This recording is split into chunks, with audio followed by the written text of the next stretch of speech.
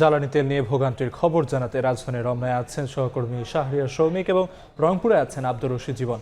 সরাসরি শুরুতেই যাচ্ছি শাহরিয়ার সৌমিকের কাছে।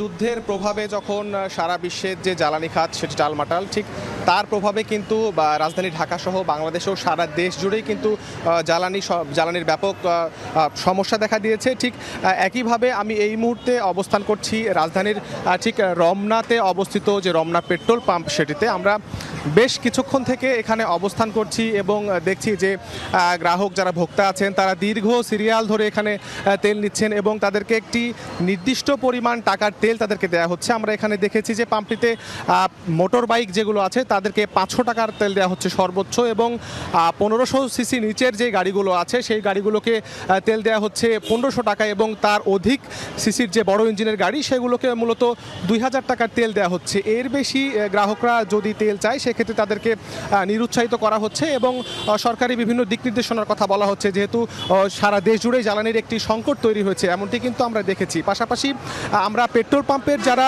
ব্যবস্থাপক যারা আছেন, এখানে কর্মকর্তা কর্মচারী যারা আছেন তারা বলছেন যে গ্রাহক অর্থাৎ ভোক্তারা যারা আছেন তাদের অনেক সময় অনাকাঙ্ক্ষিত চাহিদা এবং বিভিন্ন ঝামেলার তারা সৃষ্টি করছেন।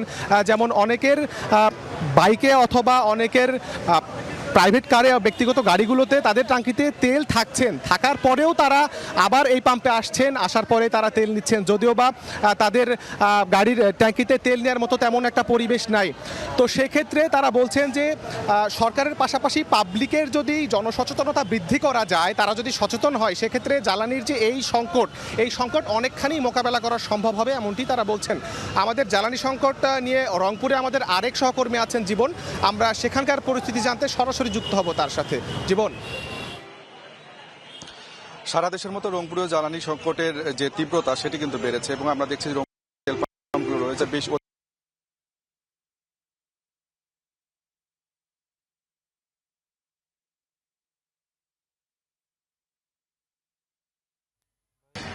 আমরা ঘন্টাখানেক ধরে অবস্থান করছি। আমরা দেখছি প্রায় 1 ঘন্টা ধরেই কিন্তু তেল পাম্পে মোটরসাইকেল চালক এবং গণপরিবহন ভারী তেল পাচ্ছিল।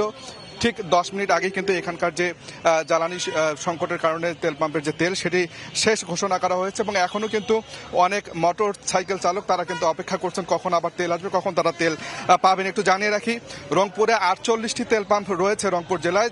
48টির মধ্যে প্রায় 28টি তেল পাম্প কিন্তু এখন পর্যন্ত বন্ধ রয়েছে জ্বালানি সংকটের কারণে, এবং যারা তেল পাম্প মালিক রয়েছেন তারা বলছেন যে তারা যে পরিমাণ সরবরাহ দরকার আসলে তেল বিক্রির জন্য সেই সরবরাহ তারা পাচ্ছে না, যে কারণে যে অল্প পরিমাণ তেল আসছে সেটি তারা আসলে বিক্রি করছেন। এবং আরেকটি ব্যাপার জানিয়ে রাখি, পুরো রংপুর বিভাগে 2টি কিন্তু আসলে তেলের ডিপো রয়েছে, একটি রংপুরে আর একটি পার্বতীপুরে বিশেষ করে ট্যাঙ্ক লরি যারা রয়েছে, ট্যাঙ্ক লরির যে রয়েছে সেই ট্যাঙ্ক লরির যারা গাড়ি চালক রয়েছে তারা কিন্তু আসলে ধর্মঘট ডেকেছেন, যে কারণে রংপুর বিভাগের 8টি জেলাতেই কিন্তু আসলে তেলের যে সরবরাহ বলা চলে সেটি একেবারে বন্ধ হয়ে গেছে। সব মিলে এই মুহূর্তে আমরা দেখছি রংপুরে কিন্তু তীব্র তেলের সংকট দেখা দিয়েছে এবং যারা মোটরসাইকেল চালক তারা কিন্তু বেশি করে ভোগান্তিতে পড়েছেন। তো সব মিলে এই ছিল রংপুর থেকে সব শেষ। রংপুর থেকে আব্দুর রশিদ জীবন এবং এর আগে রাজধানী রমনা থেকে সহকর্মী শাহরিয়ার সৌমিক জানাচ্ছিলেন সবশেষ খবরাখবর।